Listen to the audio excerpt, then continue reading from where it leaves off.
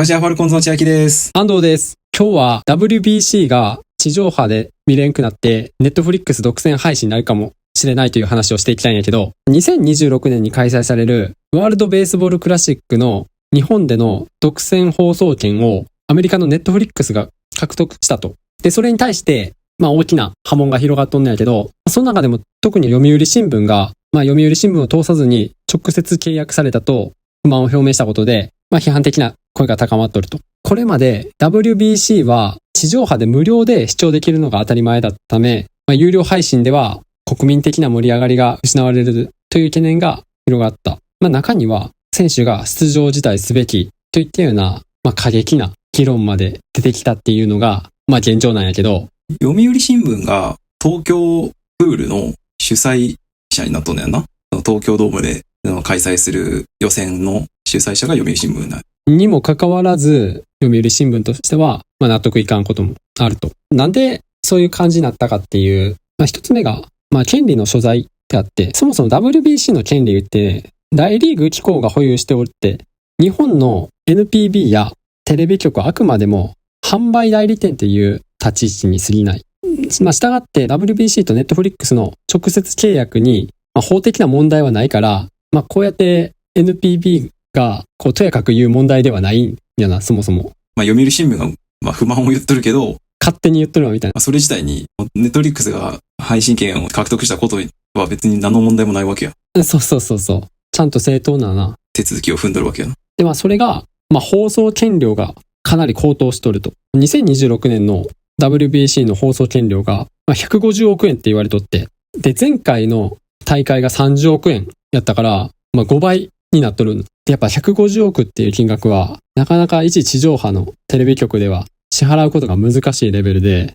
これが野球に関わらずサッカーの、ワールドカップとかでも同様の現象が起きとって、スポーツ中継の放送権の高騰っていうのは、世界的な流れになっとるかな。一般市民からすると、金額の規模感がよくわからんけど、単純に5倍になったっつうと、地上波ってテレビはそんなに予算出せやんってことなんか。テレビ局自体が社用産業みたいなもんやもんな。で、有料配信っていうのが、世界的な常識っていうのも結構拍車がかかっとって、人気のスポーツの試合は、もう有料サービスで視聴するのが一般的になってるらしいよね。特に言われとるのが、例えばアメリカとかやったら、もう熱心なスポーツファンが、必要なサービスを全て契約すると、年間70万もの費用がかかってしまう場合もあるっていうぐらい、有料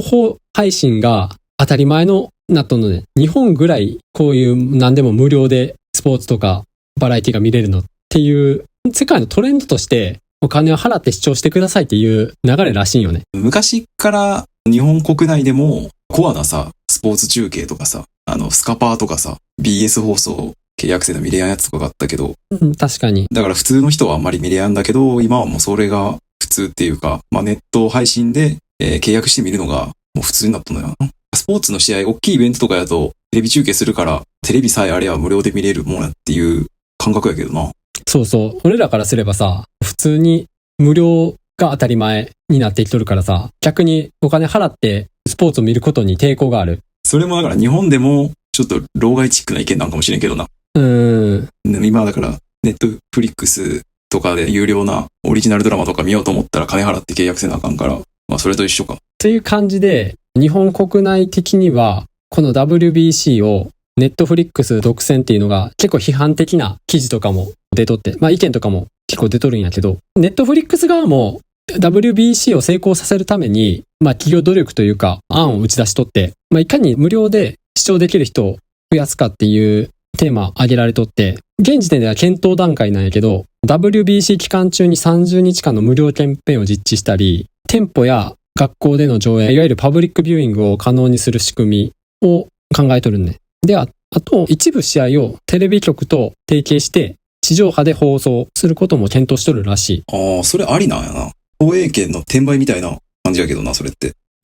そうやんな。やっとることは。そんなことできるんか。そうやん。で、ネットフリックス自体は野球中継の実績がないらしいんよね。だから、ないからこそ、新しい視聴体験を提供できるようにいろいろ考えとって、例えばその選手目線の映像や舞台裏のドキュメンタリーを独自で配信したりとか、日本のプロ野球って球場での切り抜き動画とかを SNS に投稿したらあかんのね。ただそれを、ネットフリックスのこの WBC に限り、切り抜き動画を SNS に投稿してもいいと、打ち立てとんのね。今時やな。盛り上がるんじゃない？ TikTok とかで拡散されていけば視聴者が増えそう。新しいファンが生まれそうやな、確かに。そうそう。あとはこうやってネットフリックスが巨額の放映権料を払ったことで、日本の野球界の発展にどう還元していくかっていうのも注目されとって。実際 J リーグのダゾーンはダゾーンマネーっていう感じで各チームの強化につながったらしいよね。ダゾーンマネーで。だからネットフリックスも投資に回すことで、長期的に見れば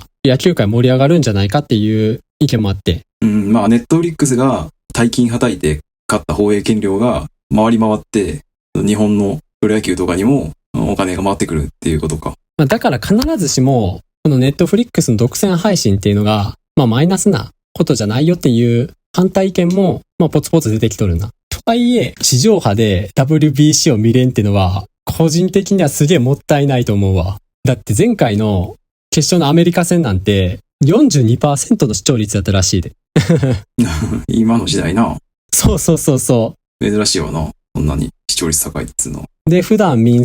ライト層の人たちもさ、何かしらの目にする機会があって、それこそ大谷とかのさ、名前とかもすげえ出とってさ、もうほんと大谷ハラスメントっていうくらい、毎日のようにニュースにもなっとってさ、それはそれですごい盛り上がっとったわけやん。今の大谷神格化されとる流れが出来上がったのは、23年の WBC がきっかけっていうか、潮目ではあったよな。そうそう。あの時はでもさ、プライムビデオと地上波の両方で放送しとったからさ、みんな見れたやんな。テレビない人とかも。そう。で、なおかつ、日本が決勝まで行ったことで。注目度は段違いやったよな。結果的にはそうなったけど。ただ、今回そのネットフリックスっていうハードルがさ、そもそも WBC のメインの視聴者って、どっちかって言ったら若者よりも、中高年の人が、多いって言われとんのね。で、その中高年の人たちが、そもそもネットフリックスに対してのネット配信っていう感覚がまだ馴染んでないからさ、お金を払ってスポーツを見るっていうのに対しての拒絶反応というか。そもそも認知度が低いっていうのはあるよな。そうそうそうそう。多分60代、70代とかにはな。今まで無料で見るとった野球の試合のために、わざわざ金払って中継を見るかって言われると見やんかもな。野球好きな俺でさえわざわざ契約して見ようかなっていうのは思ってない。平日の、午前のリアルタイムの中継が、見れんっていうこともあるけど、よっぽどなコアなファンじゃないと WBC に触れれんのじゃないかと思って。受動的に見ることはないやろうな。テレビでやっとけばさ、チャンネル回した時にやっとったから見るとか、銭湯とかサウナとか行ってやっとったから見るわみたいなことがあるけど、普段テレビしか見ないような人からすると、わざわざ見に行かなあかんからな。ネットフリックスを、アプリを開いてっていう。そうそうそう、自分からお金払ってっていう。時代じゃないでも、このニュースすごい時代を感じるよな。もはやテレビ局はさ、こういう世界的なスポーツのイベントで放映権取れやんねやっていう。いやだからそれこそ言われとんのが、ワールドカップとかも地上波で見れんくなる可能性が出てくるっていうのが、やっぱ次恐れられとるな。だから下手したらオリンピックとかも可能性出てくる。どっちに転ぶかやんな。ネットが盛り上がって世界中でそのスポーツが盛り上がるのか、そもそも今までコアなユーザーやった60代70代がスポーツから離れることで、そのスポーツの人気自体が衰退していくかみたいな。そう。イベントとか。せっかくさ、その WBC もさ、この前すげえ盛り上がってさ、野球人気が低迷しとる中で、実際に少年野球の人口増えたのか希望者が増えたとかさ、っていう実際にそういう記事も見たけどさ、せっかくそうやって徐々に上がり始めた人気を、ここでまた閉ざしてしまって、また野球離れになってしまうのが、すげえもったいないと思うよね。両方でやってくれれば一番いいけどな、テレビとネット。それが一番盛り上がるとは思うけど、ネットフリックスからしたら、でももう商売やからな。テレビとネットで両方でやったらな、新規のユーザーを獲得できやんからな。そうそう、何のために放映権買ったんかわからんしな。個人的には家にテレビないからネット配信の方が嬉しいけどな。もう純粋なテレビ離れというか、若者的にはそうやろな。でもネットフリックス契約してないから、本当はそのアベマとかTVer とかで無料で配信してくれればありがたいけどな。でもこれさ、無料でやるんやろ？この WBC の間。って言われとるな。間っていうか WBC の大会が始まったタイミングで30日間無料のトライアルみたいなやるんやろ。お試し期間みたいな。だから一応、初めてネットフリックス契約する人は無料で WBC が見れるってことやんな。でもこれって多分さ、他の配信サービスと一緒でさ、とりあえず無料やけど、1ヶ月無料やけど、クレジットカードとかの支払い手段は登録せなあかんから、解約忘れとったら、そうサブスクでな、自動で勝手に金がな、勝手に毎月引き落とされる。かかっていくっていうシステムなんじゃないの。だから、これをさ、高齢者とかがさ、契約してしまうとさ、解約を忘れる可能性があるから、まあそういう解約忘れを狙っとる可能性があると思うけどな。いや、現に俺もたまにあるからな、サブスクの勝手に引き落とされとるやつ。意識せんだけで。実際さ、狙っとるやろ、ああいうサブスクでさ、やっとる携帯の会社はさ、もう頼むから解約忘れてくれって願っとるやろ、みんな。しかも解約するにはするで、ややこしい手順また踏まされて、簡単に解約させられんようにされとるからさ。昔の携帯のオプションみたいな感じのな。そうそうそう。このオプション解約するには窓口行かなあかんみたいな。俺ももう全然見んくなったな。ニコニコ動画とかまだ引き落とされとるしな。いや、それは解約しろよ。たいんやけどさ、それこそ解約の仕方がややこしくてみたいな。だからこれネットフリックス、特にな、中高年とか、絶対忘れる。広告とかがさ、流せやんからさ、まあ一応ネットフリックスはあれか、広告ありのプランもあるから、そこでスポンサーが CM 流したりもできるんか。だからいいんかな。確かに。でもこれさ、今スポンサーがさ、ネットフリックスオンリーになるっていう前に決められとんのって結構悪質じゃない？確かにな。メインのスポンサーがさ、声明を出しとってさ、はいはい。メインスポンサーのディップが X でさ、なんか今回のそのネットフリックス独占配信やと、多くの人々の WBC を気軽に楽しむ機会が奪われてしまうのではないかと危惧してますって言っとんやけどさ、メインスポンサーになってから配信の媒体が決まるんやな。結構そこ大事なあれやと思うけどね、契約上、地上波に宣伝バンバンできるのと、ネット配信での宣伝ってまた全然違うからな、目に入る人の。視聴者層とかな、狙っとるユーザーとかが変わってくるわな。そう。絶対スポンサーからしたらな、地上波でバンバン打ちたいよな。